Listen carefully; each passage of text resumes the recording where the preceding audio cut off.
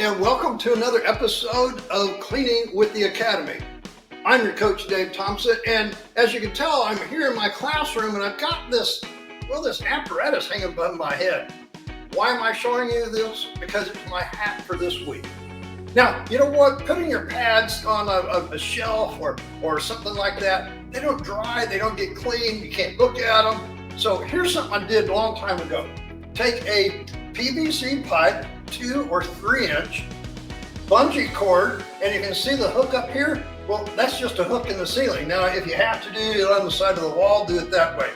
But the whole thing here is, I want to be able to take this pad off, and if you just put a hook that's about the size of your finger, what it makes it happen is it makes the hole go kind of oblong.